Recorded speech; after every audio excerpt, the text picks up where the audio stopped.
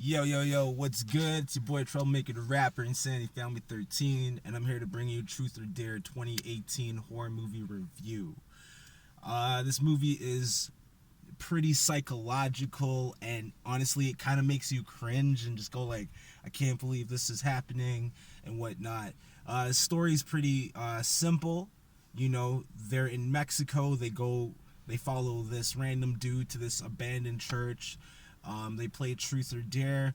Um, then they find out, more or less that there's like demonic possession going on because they ended up playing with a demon. So, what I'd like to actually touch on about this film, though, as I analyzed it, is you got like you basically you have best friends in this world and you trust them. Like you wouldn't stab your brother in the back, this and that. They know everything about you, nothing should shock them, whatever. And you're playing Truth or Dare, and then what it does, it actually makes you reveal like your deepest darkest secrets, and if you don't, it's the cost of your life. And if you choose Dare, you're doing something completely insane, like flashing an audience, burning someone alive, doing a massacre or something. And then if you don't go through with the Dare as well, you pretty much will be taking your own life.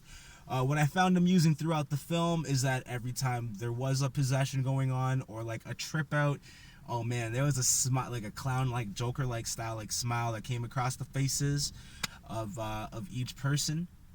That stuff was pretty trippy. For a horror movie, what was horrifying about it was just like how realistic they made this film, because like you're not safe with your modern day technology, and you can't really even tell the cops that you're being chased by a demon because you're gonna sound crazy. So like you lie to the correct people, and then like you play hardball with what's really in front of you. Not a lot of people are gonna believe you at first if you end up with this curse as well, because they're gonna think that you're just psychologically crazy, and like this entire week, you've just been saying a lot of things that are truthful but are very hurtful and whatever.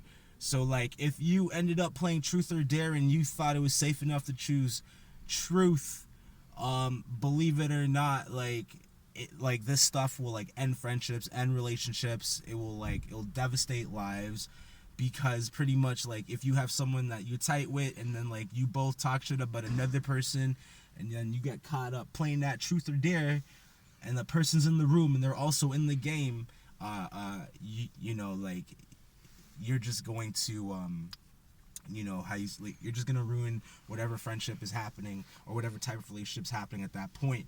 Now that's the funny thing too, because like for the last maybe 40 years, 50 years, maybe 80 years, a lot of relationships with like seniors, old people, whatever, like oh, how did you and your husband last that long, how did this couple last that long or whatever. Sometimes y'all like just y'all put up with each other's shit, but you also hide shit from each other. You do lie to each other to keep the fucking relationship as true as what you thought it was or whatever. And then if y'all end up playing Truth or Dare, you're kind of screwed.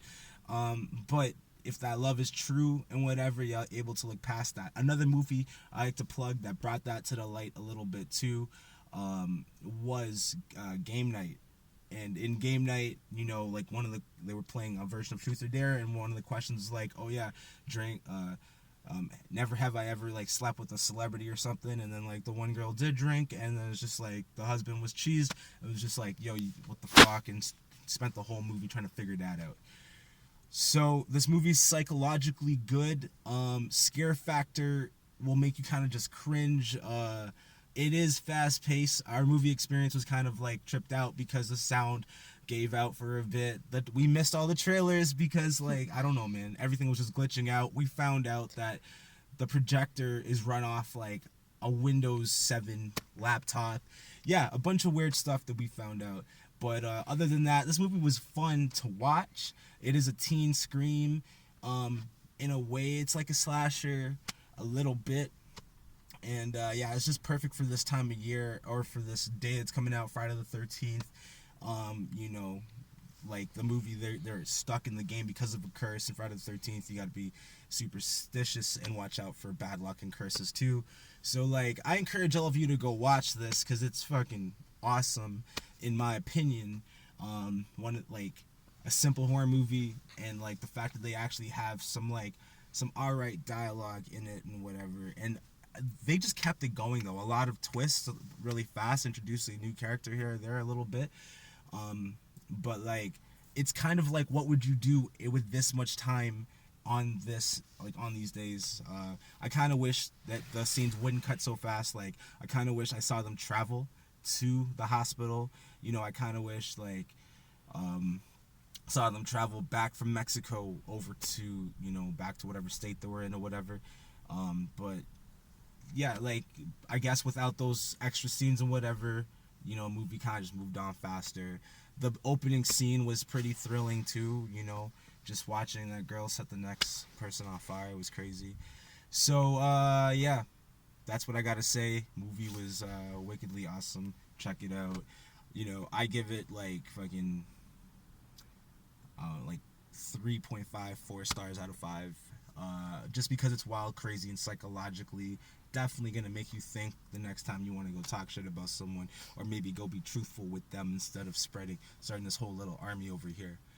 And then like, because if you end up with that curse, everything's kind of going downhill. So it's gonna make you rethink how you treat people. Thank you. Joe Making a Rapper out.